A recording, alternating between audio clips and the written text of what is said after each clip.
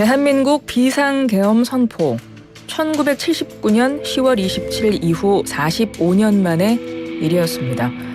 40여 년 만에 벌어진 국가 비상사태, 비상계엄에 대해서 군사전문기자와 이야기 나눠보겠습니다. 태상호 군사전문기자 전화 연결합니다. 기자님 안녕하세요. 예, 안녕하세요. 간밤에 많이 놀라셨죠? 예, 요새 말이 많이 나오는 딥페이크인지 알았습니다, 처음엔. 네. 충격은 거의 9.11 테러를 생방송으로 시청했을 때와 흡사했고요. 보통 이런 큰일이 있으면 사전에 좀, 출입 기자들 사이에서는 루머가 돌거든요. 근데 사전 정보가 전혀 없었어서, 이런 일이 현실에서 벌어졌다는 게 처음에는 인지가 잘 안 됐죠. 그렇죠. 아마 뉴스를 통해서 보신 전 국민 역시 마찬가지셨을 것 같은데요. 여전히 사실은 그 놀라운 가슴이 진정이 안 되는 상황이긴 합니다. 기자님, 우선 비상계엄이라는 게 어떤 건지 설명 좀 부탁드려요. 예, 비상계엄을 간단히 말씀드리면 국가의 비상사태가 발생을 해서 질서 유지를 위해서 군이 치안 및 질서를 유지하는 것으로 국가 권력의 일부가 군에게 위임이 되고 헌법상 국민의 기본권 일부가 제한될 수 있다라는 겁니다. 즉, 우리가 행했던 평소의 그런 생활을 제한받을 수 있는 그런 중대한 거죠. 비상계엄. 이게 헌법상 계엄법을 보니까요. 비상계엄과 경비계엄 이렇게 분류가 된다고 합니다. 이번에는 비상계엄이었던 건데 경비계엄하고는 어떤 차이가 있는 건가요? 예, 일단 비상계엄은 국가의 비상사태가 발생해서 질서 유지를 위해서 치안 및 질서 유지를 하는 것이라고 앞서 말씀드렸고요. 네. 그래서 그 둘의 차이에 대해서 좀 말씀을 드리면, 일단은 비상계엄이 경비계엄보다는 약간 상위적인 조치입니다. 그래서 국민의 기본권이 제한이 가능한 조치고요. 반면에 경비계엄은 비상계엄보다 약간 하위 조치로 국가 비상사태 시 치안 유지가 불가능할 경우 계엄 지역 내에 군사에 제한된 행정, 군 사무 업무 관할 및 국민의 기본권 관할을 하는데 국민의 기본권을 제한하는 것은 가능하진 않습니다. 그러니까 상황이 경비계엄으로 갔다가 상황이 심각해져서 비상계엄으로 가면 국민의 기본권을 제한할 수 있지만 처음부터 국민의 기본권을 제한하는 것은 불가됩니다. 그렇군요. 군사 전문 기자신데요. 이번에 계엄령 선포를 보시면서 좀 이해하기 힘든 부분이 있었다 하면 어떤 게 있을까요? 전쟁에 대의가 있듯이 전쟁에 주하는 계엄령에도 대의가 있어야 하는데 정치적으로 강대강으로 맞서고 있어도 그건 정치적으로 풀어야 하는 문제지 계엄령을 선포해서 군을 동원한다는 것은 군 통수권자, 즉 명령권자가 군에 대한 이해가 좀 부족한 것이다라고 생각을 하고요. 게다가 동원된 병력들을 보면 전혀 계엄에 대한 준비가 되어 있지 않은 상태라고 보여졌고요. 보통의 계엄 절차가 이루어지지 않았고 즉흥적으로 결정이 된 사항을 이들이 수행을 했다라고 보여졌습니다. 방금 말씀하신 계엄이 선포가 됐는데 준비가 안 돼 있는 것처럼 보였다라고 말씀하셨거든요. 어떤 부분에서 그게 확연히 드러났습니까? 네, 일단은 계엄이 실시가 되면 우리나라 같은 경우에 계엄 지금 정전국가가 아니라 휴전국가이기 때문에 계엄의 준비는 언제든지 하고 있습니다. 예. 쉽게 말씀드려서 다시 전쟁이 벌어지면은 전시 상황에서 계엄을 어떻게 효과적으로 실행을 할 것인지에 대한 준비는 아예 정식 작계에 들어 있는데요. 평시 상태에서 계엄이 벌어지면 어떻게 될 것인가는 사실 훈련을 통해서 이루어져야 되는데 그 훈련 자체가 저희가 그 충정훈련 혹은 계엄 훈련이라고 하는데 이 훈련을 군에서 안 한 지가 30년이 지났어요. 그렇기 때문에 그 훈련에 그렇기 때문에 그런 행동, 계엄 행동을 잘할 수 있는 부대도 없을 뿐더러 어제 현장에 출동한 병력들의 행동과 그리고 계엄이 진행되면 추후에 말씀드리겠지만 주요 목을 먼저 차단하고 합동수사본부가 생기고 군사법원이 생기는 것이 동시에 이루어져야 되는데 그런 행위가 하나도 안 이루어졌다는 것 자체가 이번 계엄이 준비가 안 된 계엄이었구나라는 것을 느낄 수 있었습니다. 근데 대통령이 비상계엄 선포하자마자 일단 계엄부가 꾸려졌잖아요. 그리고 계엄 사령관도 빠른 시간 안에 임명이 되기는 했거든요. 그죠? 예, 맞습니다. 계엄이 선포되는 것은 국방부 장관이나 행안부 장관이 국무총리를 통해서 대통령에게 건의를 하면 국무회의에서 심의를 진행하고 대통령이 계엄의 종료와 일시를 정해서 국회에 통보하고 통보를 하면은 계엄 자체는 성립이 됩니다. 하지만 사태가 해결되거나 선포가 국회가 보기에 선포가 좀 불합리적이다라고 하면은 국회에서 해제를 의결하고 대통령에게 통보를 하면 대통령은 국무회의를 통해서 심의를 거쳐가지고 다시 결정을 하게 되는데요. 네. 어저께 그러면은 그 질문하신 대로 왜 그렇게 계엄부가 빨리 꾸려지고 단시간에 할 수 있었냐? 그것은 계엄부가 없으면 계엄 자체가 성립이 되지 않기 때문에 계엄부는 계엄 선포 시점에 이미 꾸려져 있다고 봐야 되고요. 왜냐하면 국방부 장관이 자신이 건의했다고 이야기를 했잖아요. 건의한 시점에 벌써 누가 어떤 인물이 계엄 사령관을 맡고 어떻게 움직여야 된다라는 것은 건의한 사람 머리에는 있었을 겁니다. 그래서 군에서 비상계엄이 선포가 되면 대부분 계엄 임무 수행군 부대 편성에 따라서 임무를 수행하게 되는데요. 네. 아까도 말씀드렸듯이 가장 먼저 움직이는 조직이 군사법원과 합동수사본부입니다. 네. 이번에 계엄군이 어떤 편성으로 움직였는지는 좀 추후에 정보를 지켜봐야 되겠지만 저희가 참고할 수 있는 자료가 하나 있는데 네. 2017년 기무사에서 작성한 계엄 문건을 보면 만약에 평소에 계엄이 실시가 된다면 4개 기계화 사단, 2개 기계화 여단, 특전여단 3개, 그리고 707 특임단이 계엄에 포함되어 있다라고 돼 있고 이들의 주요 임무는 광화문, 용산역, 신촌 일대, 대학로, 서울대, 한강의 주요 다리들, 여의도, 국회 등 주요목을 차단하고 질서를 유지하는 임무를 맡게 된다라고 명시돼 있습니다. 이번에 보면 계엄 사령관의 합참의장이 아니고 육군 총장이 임명이 됐잖아요.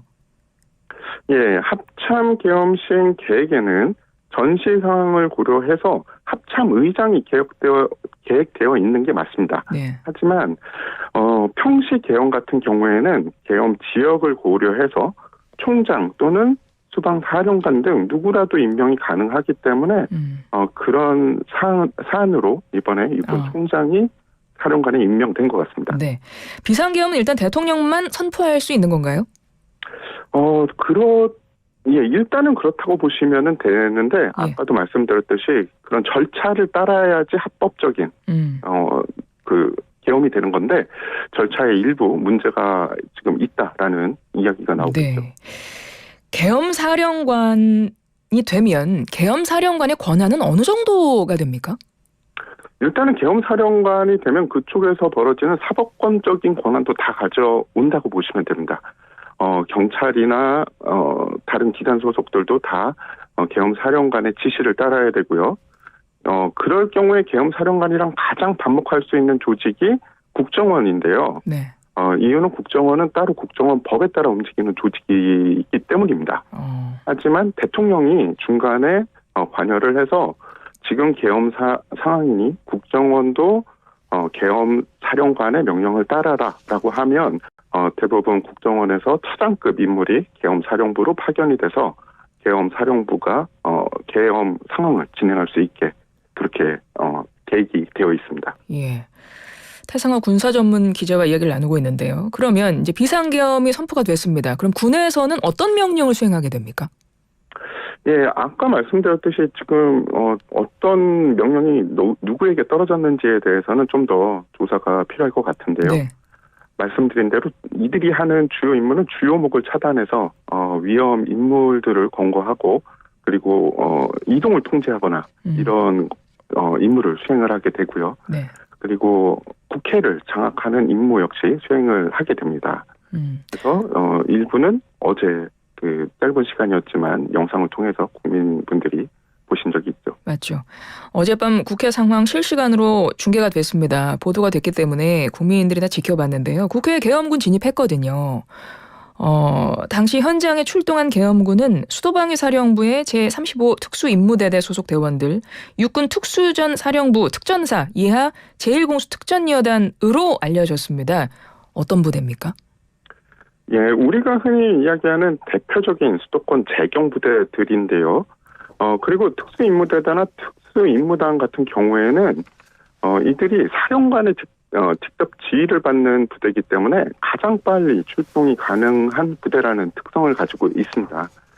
그래서 앞서 말씀드렸듯이 이 계엄 자체가 잘 이루어진 계획하에 진행이 됐다기보다는 갑자기 명령이 떨어져서 사령관이 출동해라 하니까 자신의 휘하에서 가장 빨리 출동할 수 있는 병력들을 보낸 게 이들이다라고 저는 이해하고 있고요. 네.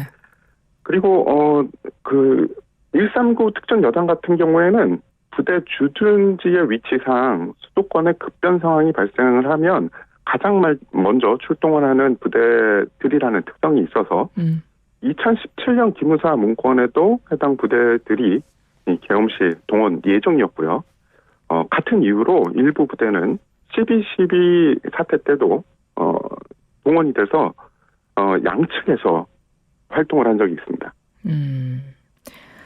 평소에 이렇게 계엄 상황 시에는 이제 계엄 사령관의 그 명령에 따라서 이제 움직이겠지만 평소에 지금 말씀하신 이 부대들은 어떤 역할, 어떤 임무를 수행하는 것입니까?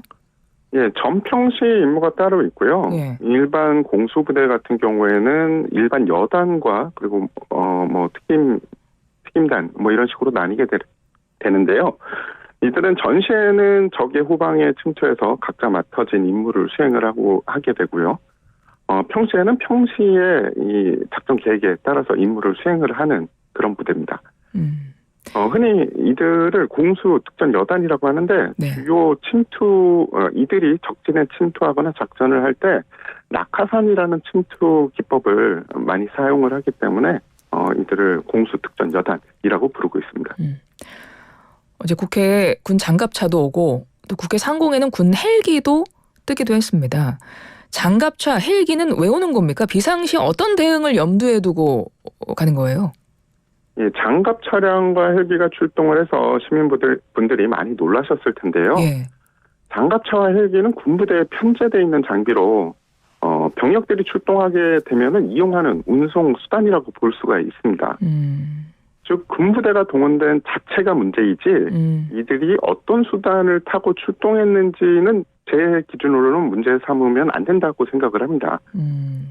이들에게는 운송수단을 결정한 선택권도 없고요. 네. 그리고 이 운송수단을 타지 않으면 그다지 작전지 혹은 목표 지점까지 갈 수 있는 대안도 없기 때문입니다. 그러면 이 국회에 진입한 계엄군을 보면 다 완전 무장을 했더라고요. 총과 헬멧, 야간 투시경까지 다 갖추었던데 과연 총에 이럴 경우 실탄도 들어 있었다고 봐야 됩니까?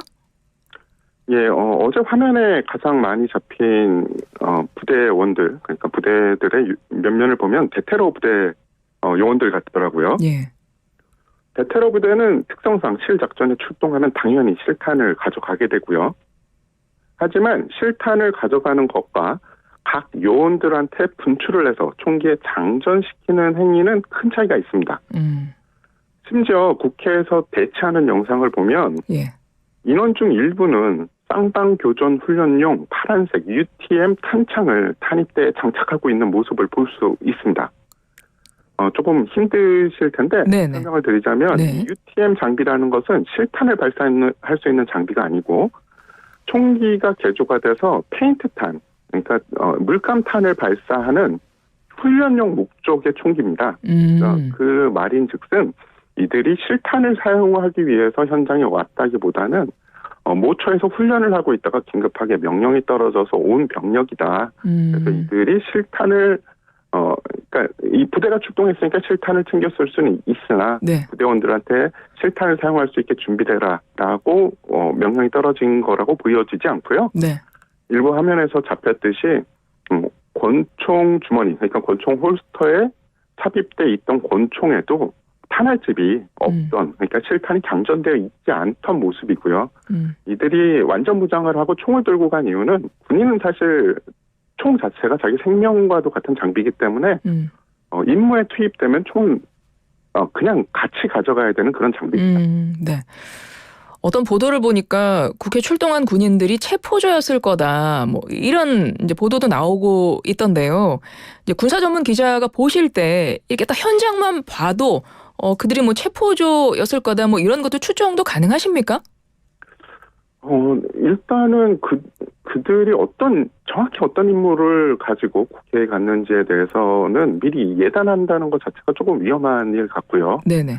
근데 일단은 국회에 출동했다는 것 자체가 국회가 하려고 했던 일을 저지하려고 했던 것은 맞습니다. 근데 그들이 사용하려고 했던 전술이 어떤 것이었는지는 좀 더 정보가 나와야 정확히 말씀드릴 수 있습니다. 일단 뭐 완전 무장하고 진입을 했지만 그 모습을 보고는 그들의 임무를 파악할 수는 없고 그 말씀이신 거죠? 예. 그런데 이제 비상계엄 해제가 이제 군인들이 진입을 하려고 하고 진입했을 때 국회 이제 직원들과 해서 대치 상황이 있는 상황 속에서 국회의원님 190명이 모여서 비상계엄 해제를 의결했단 말이에요. 그래서 이제 155분 만에 해제가 됐는데요. 만약에 그게 해제 의결을 하지 못하는 상황이 됐다. 그래서 군인들이 진입을 다 했다. 이랬다면은 어떤 일이 벌어집니까? 그래도 제 생각에는 결과가 그렇게 달라졌을 거라고 생각은 안 되고요. 어떤 말씀일까요? 어제와 오늘 국민 여러분들이 다 목도하셨듯이 이제 더 이상 국민들이 지지하지 않는 대의 없는 계엄은 성공할 수가 없고요. 계엄이 확대되었다고 해도 군 간부들 그리고 장병들이 과연 지시대로 따랐을지 미지수입니다. 그리고 지금 군에 근무하는 중령 고참 그리고 대령급 이상의 주요 간부들은 대부분 광주 항쟁에 대해서 똑똑히 기억하고 있는 분들이고 일만의 죄책감도 느끼면서 근무하고 계시는 분들이거든요. 네. 그분들이 그런 명령에 계속 따라서 계엄을 끌고 갔을 것이다. 이것은 저는 가능성이 좀 적다라고 생각을 합니다. 게다가 충정훈련이나 계엄훈련을 시행하지 않은 지도 앞서 말씀드렸듯이 30년이 넘었기 때문에 네네. 군이 지금 상황에서 계엄을 효과적으로 시행할 수 있는 그런 요소들이 없다라고 볼 수 있는 거죠. 그렇군요. 그 계엄 사령관의 명령은 계엄군에 대해서만 해당이 됩니까? 제가 이걸 여쭤보는 이유는 사실 군인들은 국가 안보를 최일선에서 책임지는 그 임무 수행을 하는 거지 않습니까? 그러면 이렇게 계엄 상황이 벌어졌을 때 계엄군 말고 일반 국민들은 국가 안보 임무 하고 있습니까? 문제 없나요? 일단 계엄이 발생을 하게 되면은, 그러니까 비상 계엄이 선포가 되면은 아까 국민의 기본권이 제한이 된다고 말씀을 드렸잖아요. 네. 그러니까 우리 역시 계엄 사령관의 명령을, 국민들 역시 계엄 사령관의 명령을 준수해야 되는 그런 법적인 요소는 생기게 됩니다. 왜냐하면 그 계엄이라는, 비상 계엄이라는 것 자체가 급변 상황이나 정말 유사의 상황이기 때문에 이 군에서 질서를 유지해야 되는 그런 상황이라는 거죠. 그래서 국민들이 평소 생활을 그대로 할 수는 없는 상황이 되는 겁니다. 그럼 일반 군인들은 평소에 하던 임무는 수행하는 거는 문제는 없는 거예요? 예. 일반 군인들 같은 경우에 비상계엄이 선포가 되면은 비상계엄 임무를 수행하는 부대들은 임무를 수행하게 되고 평소 작전을 하는 부대들은 오히려 경계령이 더 상향 조정이 돼서 국가안보 관련해서 더 철저한 근무를 할 수밖에 없는 그런 상황이 되는 겁니다. 알겠습니다. 비상계엄 재선포 가능성도 뭐 이야기가 나옵니다. 이거 뭐 가능성도 뭐 있다고 보실까요? 일부에선 이야기가 나온다고 알고 있는데 현재로서는 그리고 법적으로는 좀 불가능하지 않을까라는 이야기가 많이 나오고 있습니다. 사실 어제도 비상계엄 선포되고 나서 이제 계엄군이 국회 진입하고 이제 그 과정 속에서 이제 보실 때 기자님이 그러셨거든요. 뭔가 준비가 안 된 상황 같았다. 그러니까 군인들조차도 이런 말씀을 이제 하셨는데, 근데 군인들은 어쨌든 명령에 따르는 입장이니까요. 지금 현장에서도 군복무에 애쓰고 있습니다. 많은 군장병들. 끝으로 한 말씀 뭐 하실 말씀이 있을까요? 아마도 군 통수권자의 돌발적인 행동에 가장 놀라고 피해를 입은 분들 중에 하나가 바로 그분들이 아닌가라고 생각을 하는데요. 군은 헌법 5조, 즉 국민을 수호하는 집단이고요. 그렇기 때문에 이번 사태가 빨리 진정이 돼서 다행이라고 개인적으로 생각을 합니다. 왜냐하면 군 내부에서는 지금 이 순간에도 정말 많이 고민을 하고 있을 거예요. 그리고 일부 지부는 헌법을 준수하지 않는 군 행동을 거부하는 결정을 하고 있거나 아니면 이미 내렸었던 그런 경우도 있었을 거거든요. 네. 그렇기 때문에 정말 어떻게 보면 고생이 많았다라고 말을 해드리고 싶고요. 그리고 잘 사태가 진정이 돼서 다행이다라는 이야기를 하고 싶습니다. 알겠습니다. 지금까지 태상호 군사전문기자와 이야기 나누어봤습니다. 기자님 고맙습니다. 예, 감사합니다.